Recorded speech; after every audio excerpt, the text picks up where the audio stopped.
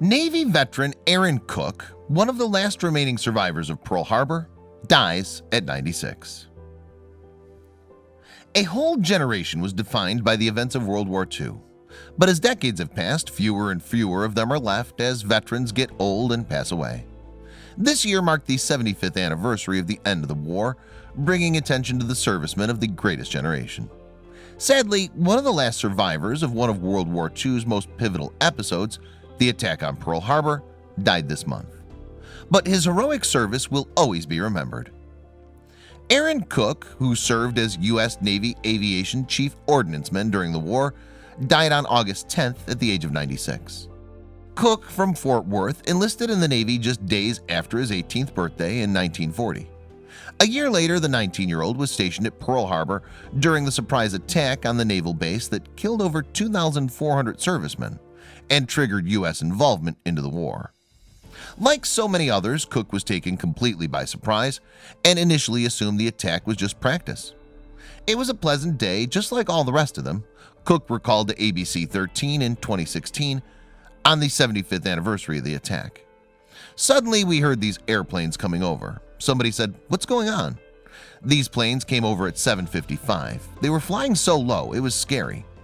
He told KHOU 11 in 2018. They were so close you could see the expression on their faces. That first bomb blew out the windows and the shock knocked us down. Cook was one of the lucky survivors of the attack. The next day, as the U.S. declared their involvement in the war and Roosevelt declared December 7th a date which will live in infamy, Cook volunteered to help retrieve the sunken bodies. "We went out in crew boats and we pulled them out of the bay," Cook told KHOU. "We tied the dog tags on them to know who they were. I grew up in one day," he said of the experience of the attack. His wife, Marjorie Cook, says he didn't speak much about Pearl Harbor until decades later. "He was a great storyteller, but he did not say much for a long time," Marjorie told ABC 13. "I'd say it was 20 or 30 years before he'd ever talk about it." But as the years passed, Cook remained one of the last survivors of the attack and realized the importance of sharing his memories of the historic day. "I think all of a sudden it dawned on him what he'd been through," Marjorie said. "He was afraid that people were going to forget about that attack on Pearl Harbor. He wanted people to always remember that.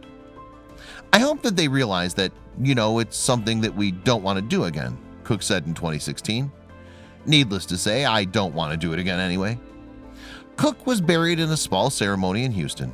With most of the war servicemen now in their 90s, we're losing veterans at a faster rate than ever. But their stories live on, and as long as we remember and honor their heroic service, they'll live on. A true American hero. Pay your respects to this late veteran by sharing this story.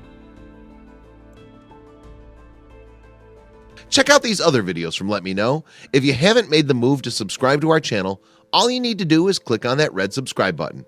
Thank you for watching.